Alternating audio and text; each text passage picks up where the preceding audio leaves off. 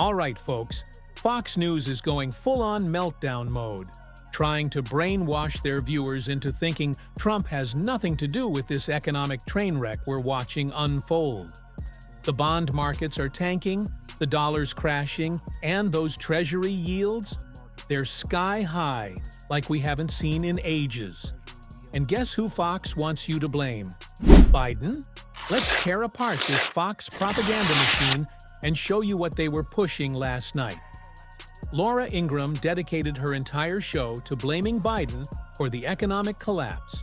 She brought on these so-called economic experts who were all, yeah, the Atlanta Federal Reserve is predicting GDP contraction in the first quarter, but that's all Biden's fault.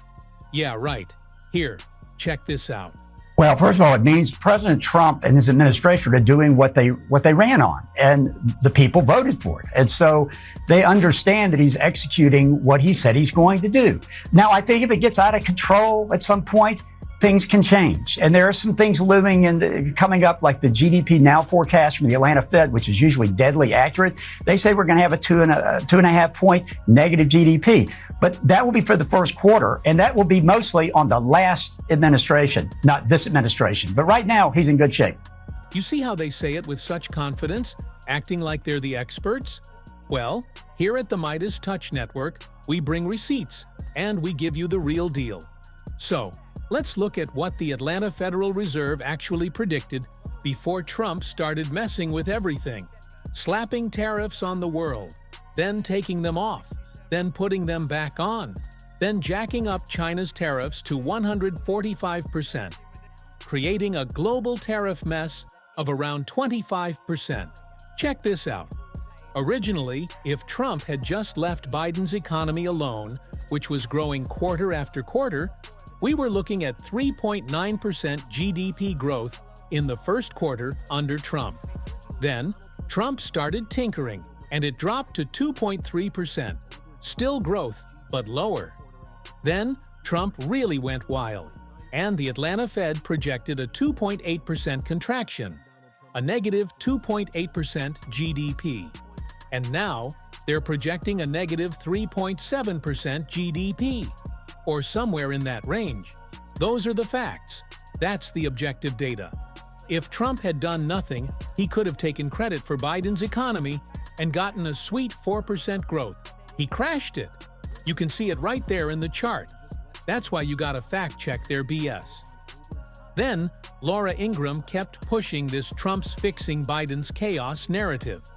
Watch what they do. They always try to flip reality into their twisted Orwellian version.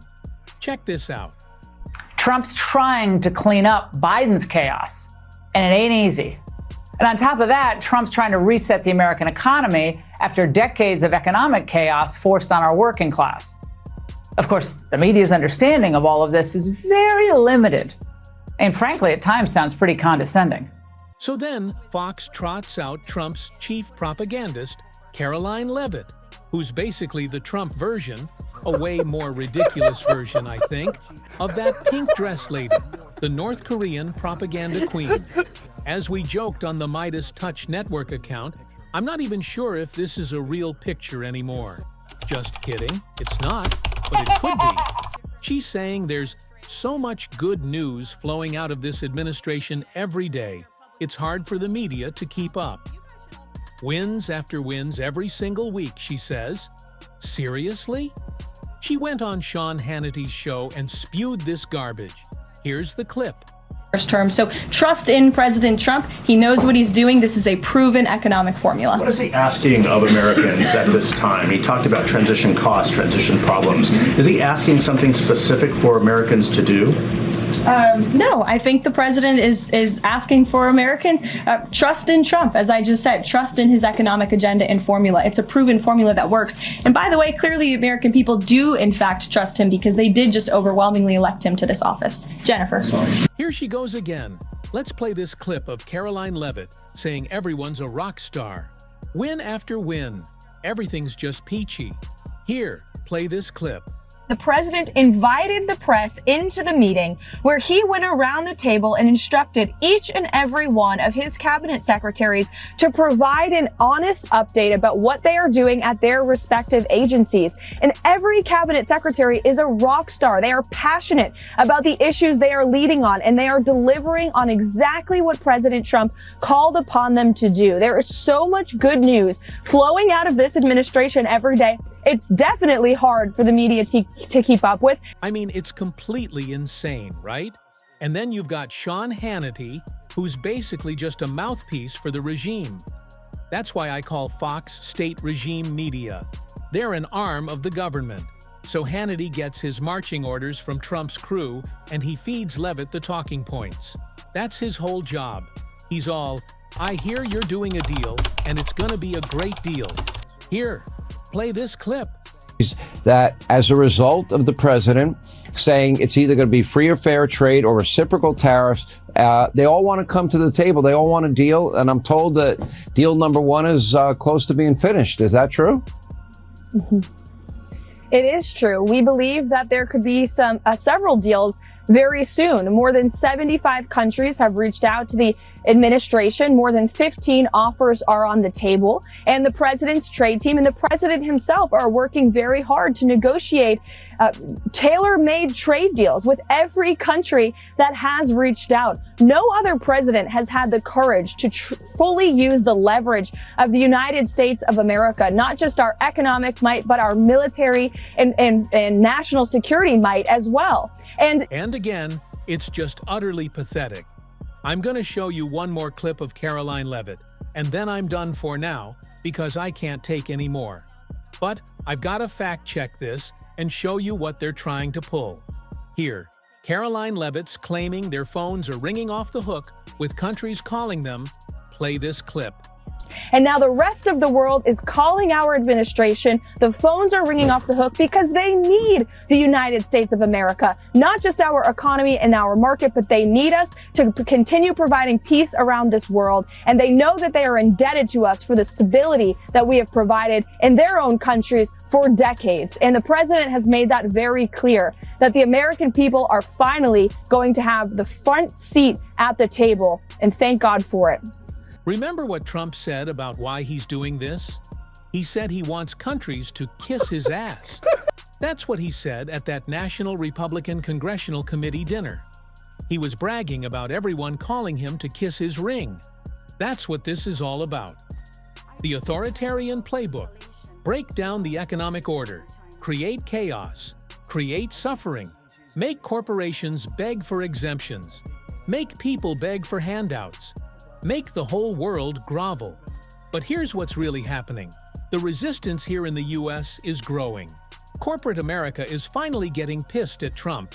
And we're seeing countries around the world banding together, forming alliances to isolate the US, seeing us as a pariah state, a weird, economically powerful version of North Korea, but totally unstable. That's why those 10- and 30-year Treasury yields are skyrocketing. Our notes ain't worth what they used to be because people see we're a volatile market run by an authoritarian nut job. And get this, Kayleigh McEnany, Trump's former press secretary, is now on Fox, pushing this North Korea-style propaganda. Check this out. That China was taking advantage of us. And look at where we are. We finally have someone in the White House saying enough is enough. And it happens to be the guy who authored The Art of the Deal. I'm going to peg my money on the guy authoring The Art of the Deal. And to Mark Levin's point, he said maybe this will be a great reset, like when we took down the Soviet Union during the Reagan years and we did it economically. Maybe to Mark Levin's point, that is what Donald Trump is doing economically with China. I'm going to put my money on The Art of the Deal guy. And good job, everyone. And then, on that same morning show, they have all the hosts fawning over Elon Musk. Where's the thank you? We should be praising him. Please, let's thank him. This is what this is exactly. This is crazier than what you see in North Korea. Let me repeat that. It's crazier. Play this clip. Cheryl, talk to me about the attention that the left is placing on what seems to me a misplaced target. So they're obsessed now with getting Elon Musk out of there after the 130 days that you can only work per 365, with no attention paid to the astronomical figures I read, the ridiculousness of who we've been paying in the form of waste, fraud, and abuse. Why is there no attention on that and a thank you given to Elon Musk? How about a thank you for the transparency that he and the Doge team have put out there? You can go onto the website right now. They've got a live tracker for Doge, and it shows dollar per dollar how much they have saved the American taxpayer. That is you, America. This is volunteer work being done by the world's richest man. And then, get this, they actually criticize Governor Walz for daring to criticize Elon Musk. The nerve! How dare he question Elon? One of our leaders, apparently. Here, play this clip. Yes. Which is the audacity of Governor Walz to single out Elon Musk as like a bad billionaire. When we talk about contributions to society, he's done nothing but help this society, medical developments, rescuing astronauts, and more.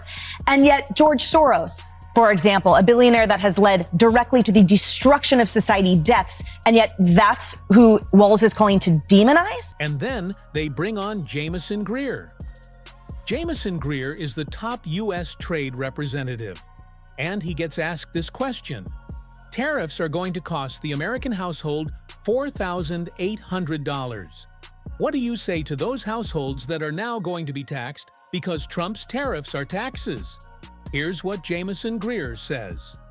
Play this clip. Companies. But in the meantime, they say it's going to cost the American household $4,800. What do you say to those households? Well, first of all, I would say with respect to those projections, a lot of those are Wall Street analysts who have a lot to lose themselves. In the first term, we put a lot of tariffs on China, and we saw similar predictions. Those ended up being wrong.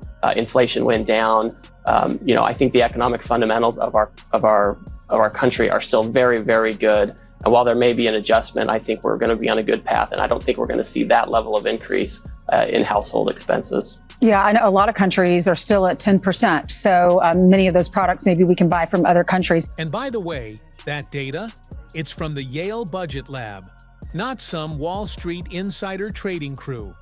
And that's why they attack Yale, if you've seen my other videos. Fake data, fake news, everything's fake, except what leader Trump says. But hey, Jamieson Greer, if tariffs are so great, why are you pausing some of them? And if they're so bad, why are you still using others? There's no damn consistency because there's no ideology here. It's just Trump being a narcissistic nutjob who doesn't know what he's doing. They're just going along with the whims of a crazy person obsessed with his own ego and how he can profit.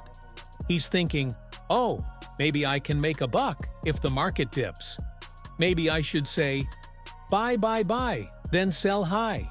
It's all based on pure lunacy and Trump's greed to line his own pockets. That's it. His crazy greed and his need for everyone to kiss his ass. Anyway, let me know what you think. I wanted to break that down for you. Hit subscribe.